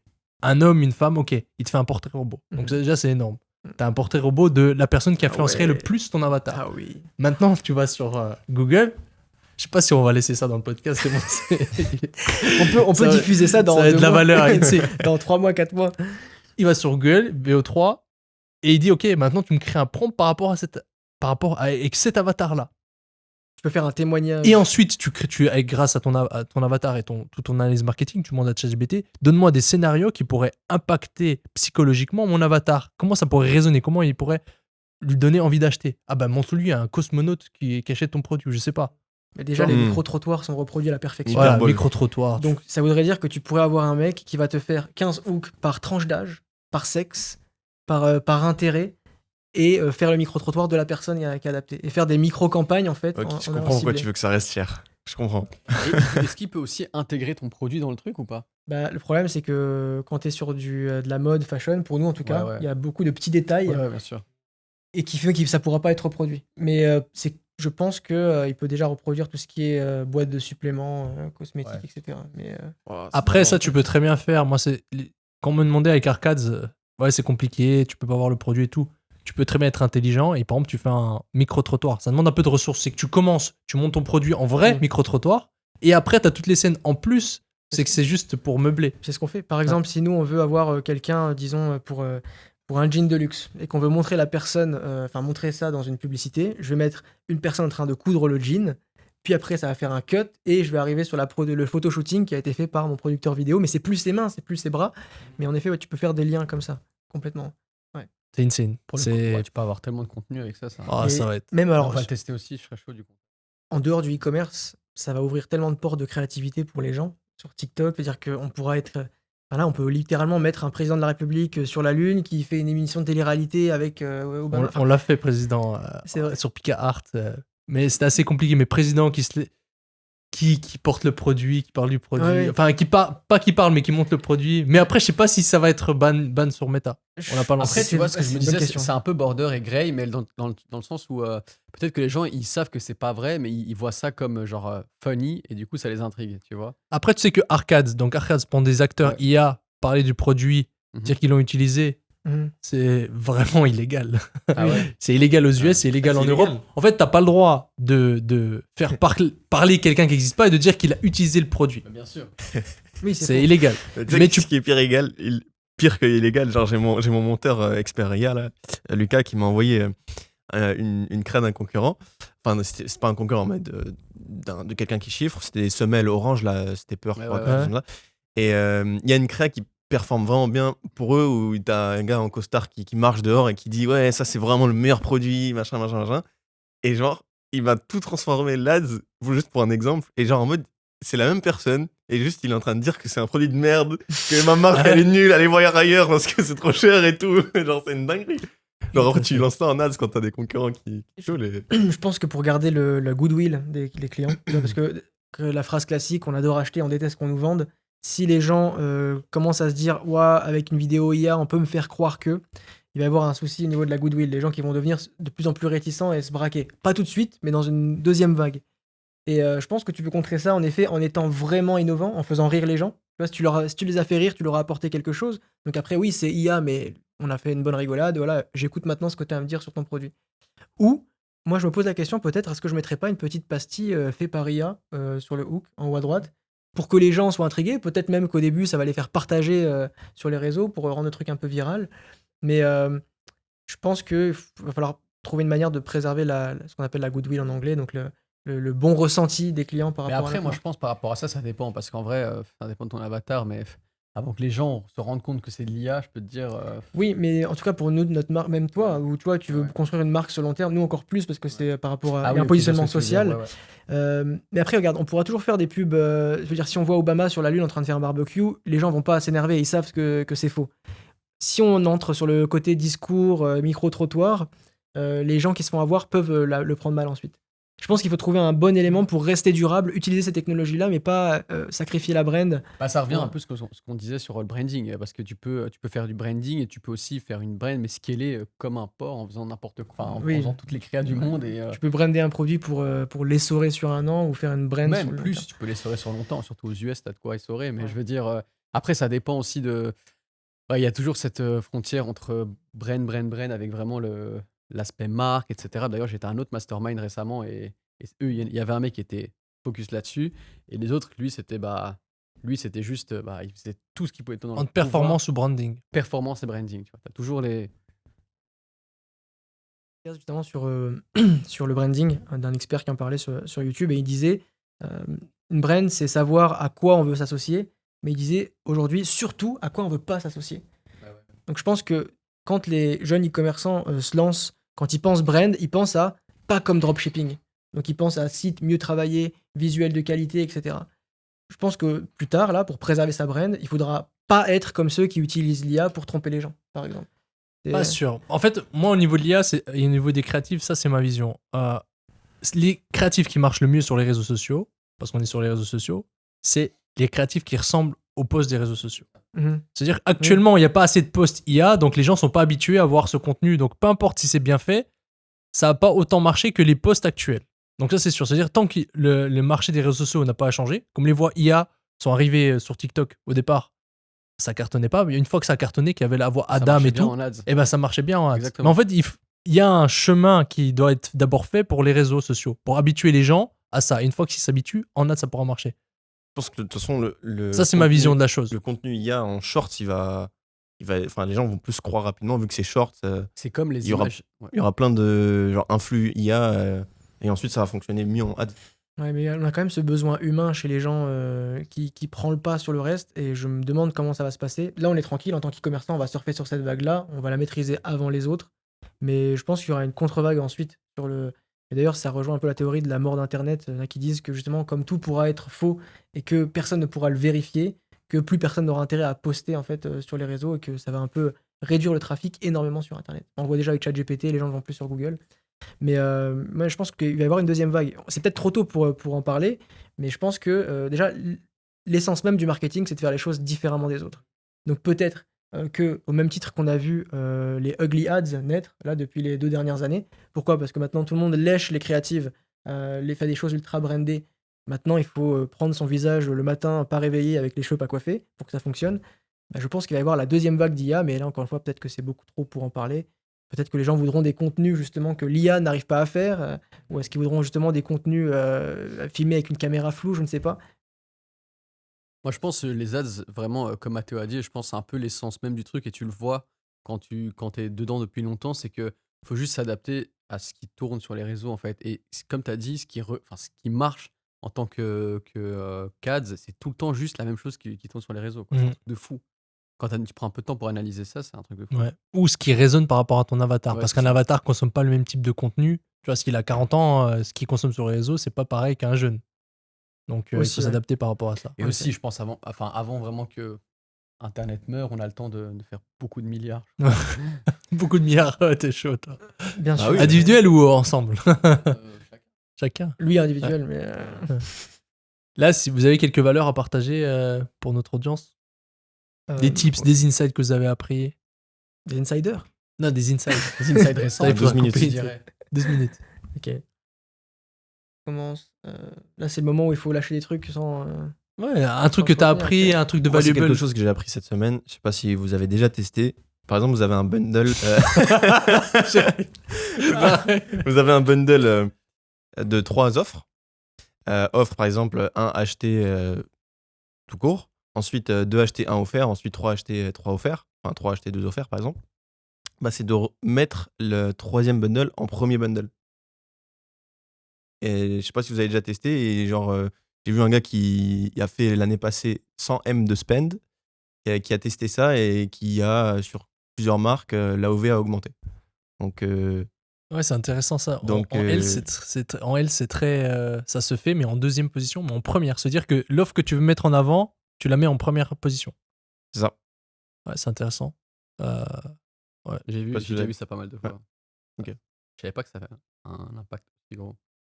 C'est un impact de genre 20-30%. De présélectionner l'offre que tu veux aussi. Présélectionner, ouais, ça, Nous, on on le fait. présélectionne. C'est-à-dire que l'URL est déjà présélectionnée. Quand ils arrivent, c'est déjà Ouais. l'offre qu'on veut. Et après, l'offre, je sais pas si on en a déjà parlé, mais une offre qui marche toujours bien, c'est tu mets un tout court comme première offre et ensuite le deuxième, un acheté, un offert, au même prix que la première. Et tu la présélectionnes, comme ça les gens ils se disent ah waouh, C'est c'est le cadeau c'est le cadeau aujourd'hui. Et du coup, ça marche. C'est un pas gros mal. type, ça. Non, bah, en astuce aussi qu'on fait nous, on est en train, on l'a fait il y a un mois et demi. On fait des remerciements sur WhatsApp avec la voix du client. Enfin, avec la voix, avec le prénom du client. Donc, c'est-à-dire qu'on ok. dit salut Nicolas, merci pour ta commande, c'est vraiment cool. Et en fait, on change que la variable avec le prénom. Il y a des outils qui permettent de faire ça sur Internet. Il y a SendSpark par exemple, mais qui est plus pour ça de la prospection sur les réseaux. Mais donc, nous, on a pris un développeur qui a ça. Et maintenant, quand quelqu'un commande, alors on l'a pas lancé encore sur toute l'audience, on fait des tests. Mais quand un client commande, 2 jours après, il va recevoir bonjour Alex, j'espère que le produit vous plaît, etc. Et si vous avez besoin de quoi que ce soit, dites-le nous, sinon laissez-nous un avis, etc. Donc, Mais ça coûte cher, non? non, pas du tout. En token, ça coûte 3 fois rien de faire ça pour chaque client. Par WhatsApp. Ouais, par WhatsApp. Bah, le push WhatsApp, du coup, coûte cher, forcément. Ouais, Ça coûte 20 centimes. Sauf si lui, il t'a envoyé un message, par exemple. Et ça, tu peux lui répondre. Admettons qu'il t'a envoyé un message dans ton service avec client. Tu peux lui donner un nombre de messages limité ensuite. Mais en effet, c'est vrai que si on commence à push ça après chaque commande, ça peut faire un sacré prix. Ouais. Bah, ça va t'enlever 20 centimes par client, quoi. Simplement. Ça, c'est Ouais, une c'est expérience. cher quand même. Et toujours avec l'IA, mais là, ok, encore une fois, t'es encore plus cher. Mais ça, c'est surtout utilisé par les marques de luxe, comme Cartier, Mauboussin. Souvent, une fois que tu as commandé, tu reçois un courrier écrit à la main à la maison, qui est bien sûr pas écrit à la main. Il y a des Ouais. sites qui permettent d'envoyer Beaucoup des de courriers chauffeurs font ça. et, écrits au stylo plume avec les traces d'encre, etc. Donc ça, si tu veux fidéliser un client ou lui faire passer un message en étant sûr qu'il va le lire, parce que j'ai vu une stat de fou, c'était qu'il y avait environ 10% des gens qui gardaient ces courriers écrits à la main quelque part chez eux et qui ne les jetaient Ah, pas. parce que c'est stylé. Ils Ouais. font ça dans les hôtels de luxe aussi, Ouais, ok. tout le temps. Et tu vois, t'as ce réflexe de on me l'a écrit pour moi au stylo, je le garde. quoi. Banger, ça. Ouais. Mm. Ça s'appelle Manuscrit avec un Y, Manuscry. Il y a d'autres sites comme Postgrid, SendGrid, mais c'est quelque chose qui est utilisé, mais là c'est vraiment pour du très high ticket. Ouais. Ça, c'est top pour les influenceurs.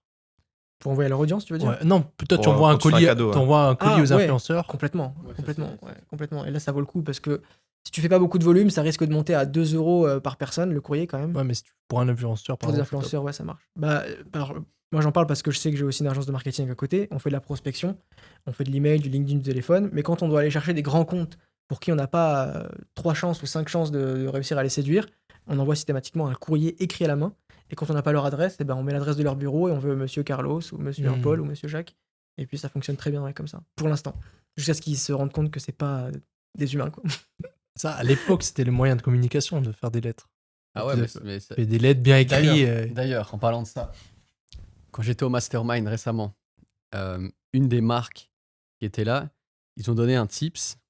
C'est cher, mais ça marche. Ça leur a rajouté, je sais pas combien de pourcents de leur CA.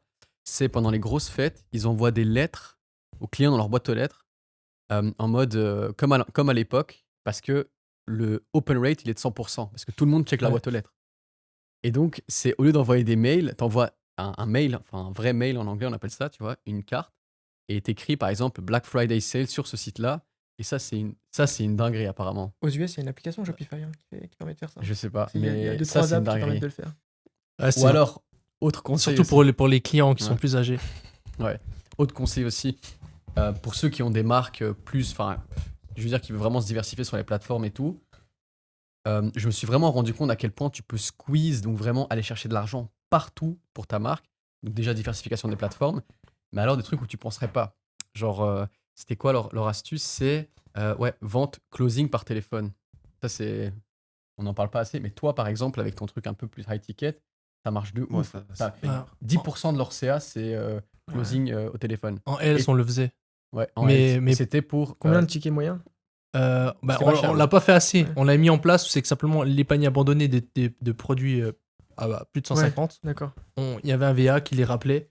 Et ok, je suis l'assistant du docteur de la marque. Ok. Est-ce que je peux vous aider, nanana. Et puis après, T'as des exemples de marques qui font ça? Ouais, avec footwear. Hike Food. Ah, ils font ça? Ouais. Ah ouais. Après, c'est vrai que c'est une audience assez âgée. Enfin, il y a beaucoup de quand même âgés qui achètent ces chaussures parce que moi, j'avais une boutique où je vendais beaucoup de chaussures orthopédiques. Et en fait, on avait reçu, on avait ajouté notre numéro au footer. On avait reçu beaucoup de calls, comment j'achète et tout. Donc c'est banger, hein, surtout avec les personnes Ouais. plus âgées. Ça, c'est des trucs. Après, je pense que c'est des trucs que tu fais pas au début, c'est classique, mais quand tu arrives vraiment à un certain level, euh, c'est relatif à tout le monde. Mais je dirais, déjà, pour moi, tu arrives déjà à 1 million de CA par mois. C'est là où tu dois commencer à. Ben, on en parlait avec Mathéo, tu diversifies niveau plateforme parce que l'impact, il est énorme. Genre, nous, par exemple, toi et moi, si on rajoute 10% de spend en plus par jour, bah, c'est énorme sur notre CA par Mhm. mois. Et ça, c'est des trucs. Genre, il y a plein d'astuces comme ça où, genre, bah, bêtement, là, on a pris une agence CRO, ça nous coûte un bras par mois. Mais en fait, si on rajoute 10% du CA par mois, bah, c'est super. Tu vois. C'est rentable. Ouais.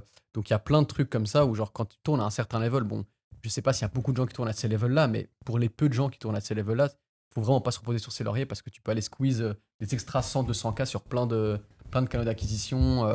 Par exemple, nous, si on ouvre TikTok, je suis sûr qu'on va rajouter encore 10% du CA. Tu Ouais. vois, c'est... Ouais, 100%. Et t'as pris quoi d'autre comme tips de ce style? J'ai tout noté, j'avais tout noté mis dans ChatGPT, mais je me rappelle plus exactement. Mais déjà, ouais, source de trafic, vraiment tout ce que tu peux penser, enfin, comme j'ai dit, tous les trucs auxquels tu peux penser, genre par exemple les lettres, ça Et c'est les un lettres, truc. c'est banger. hein. Les j'ai- lettres, j'y pensais déjà, Mais pendant les grosses fêtes, parce que ça coûte mais cher. pendant quand les même. confettes, Ça ouais, coûte- exactement. Et il faut que ce soit un bon ROI, il faut que ton avatar il soit rodé. Mais parce que le truc, c'est que le open rate, il est de 100%. Bah, j'ai un pote qui a une marque de quelque chose qui se consomme et que tu manges, etc., que tu bois, en Suisse. Et il a fait ça au moment où il lançait un peu sa brand. Et il a été à la poste suisse et il a envoyé dans toutes les boîtes aux lettres de la ville où il targetait. Et il a envoyé un échantillon du produit. Et genre en 48 heures, il était rentabilisé. Mhm. Et vu que c'est quelque chose qui se consomme, c'est vraiment banger. Et j'ai pensé plusieurs fois à faire ça en Suisse. Après, il faut voir si tu le fais sur tes clients, par exemple, qui ont abandonné le panier, ou si tu le fais sur une audience call. Enfin, Ah non, call, non, à mon avis, tu lui, fais pas sur lui, du il call. a ciblé. Ah, c'est du- non, mais c'est il a. du call pour avoir leur adresse, c'est déjà plus Ouais, compliqué. En fait, c'est vrai. le Un produit. lead Ouais, et c'est avoir vrai, leur c'est vrai. adresse. Mais ça, Ouais, ouais, c'est- c'est vrai, ça, c'est ça vrai. en fait, en Suisse, si tu veux, il a fait ça sur un produit ultra mainstream, donc tout le monde peut le consommer. Et en fait, en Suisse, c'est pas une histoire d'audience, machin. Tu vas à la poste, t'as accès à toutes les boîtes aux lettres. Ouais, en Europe, enfin, je pense en Belgique aussi, En Ouais, vrai, ouais, c'est ouais. banger. Ouais, c'est vrai. Ça devrait donner des idées de malade en mode Black Friday, boum, toutes les boîtes aux lettres, Black Friday, genre c'est une dinguerie. Vous avez pas de stop pub en Suisse sur les boîtes aux Oui, lettres oui. où ils disent. Si, même il envoie. Ok. Ah ouais, mais même si tu mets ça Ouais, passe. ça hein. passe. Un bon ouf Et sur la une fois lettre. sur deux, ils s'en foutent. Ouais, cette ok. étiquette. Tu dois quand même vider ta boîte aux lettres. Ouais. Ici à Dubaï, il n'y a pas de boîte aux lettres par contre. Ça, Ouais. c'est ça le Ok, ouais. glitch. Ouais. Et du coup, t'as parlé ils sonnent, On de. a encore 2 minutes. Hein. Ouais. T'as parlé de VO3, t'as d'autres juste IA ultra banger tout d'un coup en stock là? Bah non, en fait, pour l'instant, on utilisait le classique Eleven Labs pour les voix, mais que vous connaissez déjà très bien. Kling AI qui est vraiment pas mal.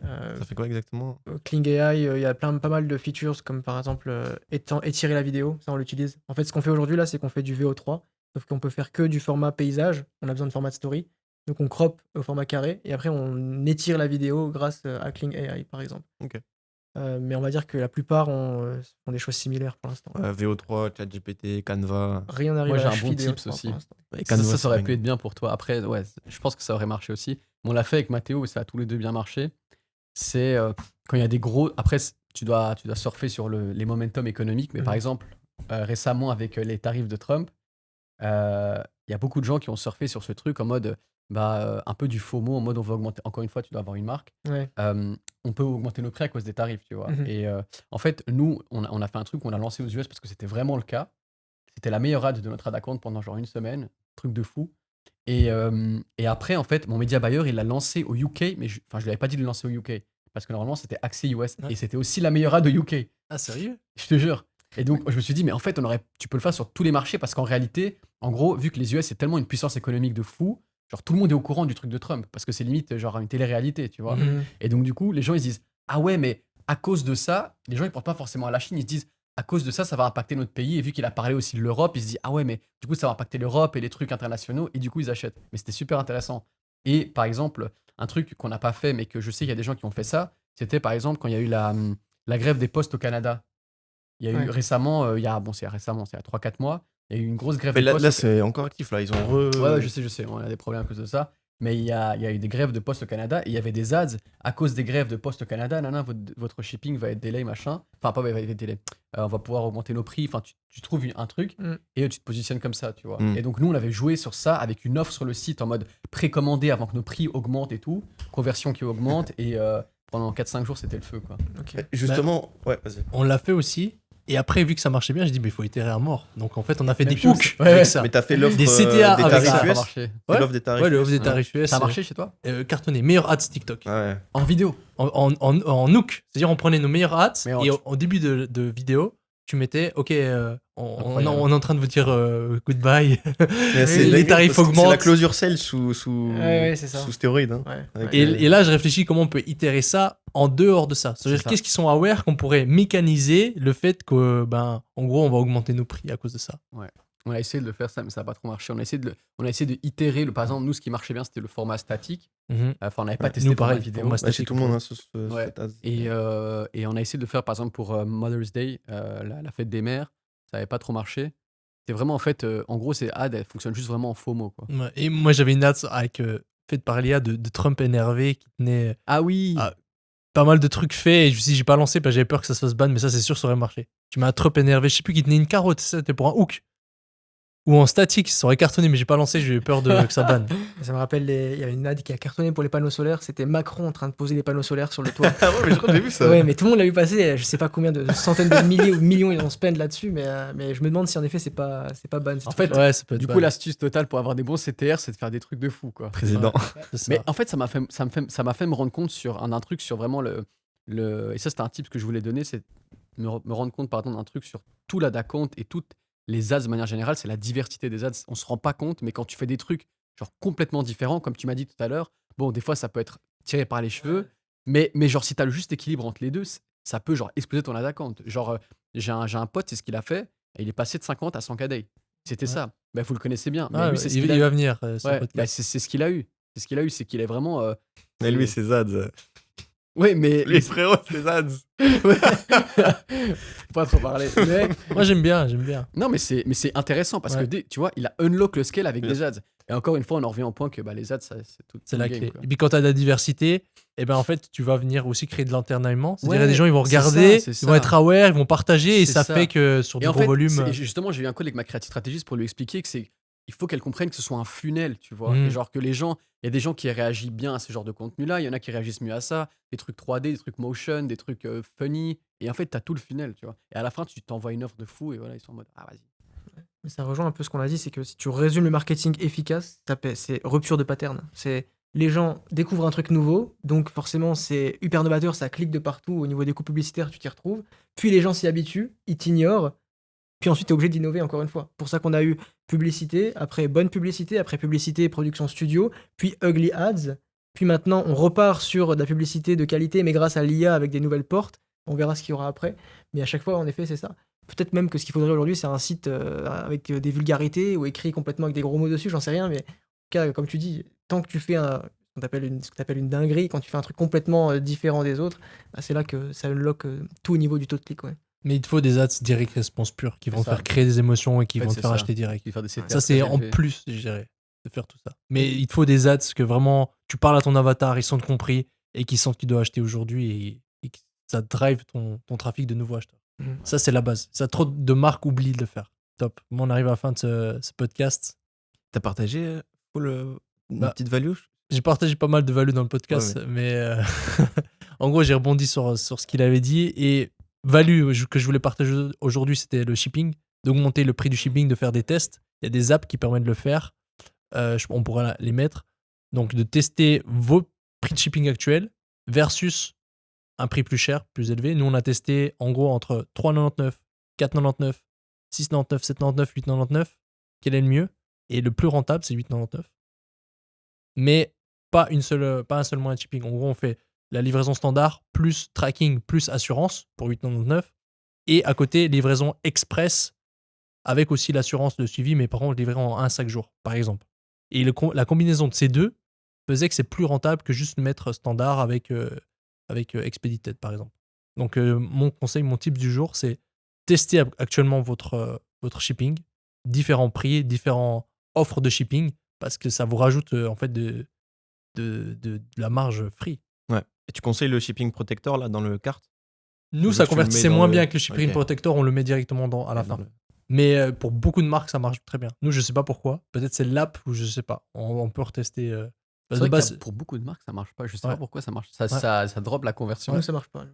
Pourtant, c'est un produit qui est cher, les gens veulent pas de protection. par Mais rapport à ça. c'est en France. Ouais. En France, ça marche pas bien. Ça. Enfin, on a les deux, on a testé France et international et ça.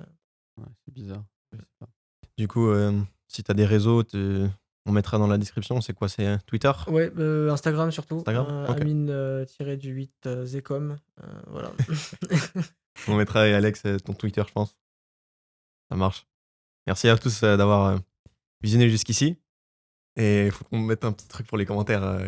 Master avec de R. en fait, on a 2 trucs à vous demander. Déjà, si vous avez trouvé des moments valuable dans le podcast, mettez-le nous en commentaire. Qu'est-ce que vous avez trouvé de valuable? Comme ça, on pourra plus en parler dans les prochains podcasts ou inviter des experts. Donc, simplement, vous avez des moments que vous avez adoré, vous avez trouvé très valuable, mettez le moment en commentaire. Et si vous regardez jusqu'à la fin, mettez master avec 2 R. Comme ça, on comprendra qui sont les vrais qui regardent jusqu'à la fin. Impec. En tout cas, merci les gars pour l'invitation, c'était vraiment Grand cool. plaisir. On partage des trucs, mais même en off, on a pas mal de petites pépites, quoi, d'ailleurs. On s'échange les... les trucs. Nickel. Adios. La personne qu'on parle, on a fait, pour vous donner on pourra couper, c'est pas très intéressant, mais on a fait au dernier meet-up un technique de biohacking, c'est que tu marches sur des pics. Genre c'est des techniques de fakir, tu as Ouais. des pics et tu marches dessus, tu as une douleur sur les pieds et tu dois tenir pendant 2 minutes. Et la personne, Marwan, bah, on C'est coupera. pour ça qu'il avait parlé de fucking. Il est au calme dessus. Après il a dit attends, je te mets 10 cm au calme, il dit je sens rien. Donc quand tu me dis qu'il avale le Dubaï, il sent rien, ça m'étonne pas. Bah oui, c'est clair. Bref,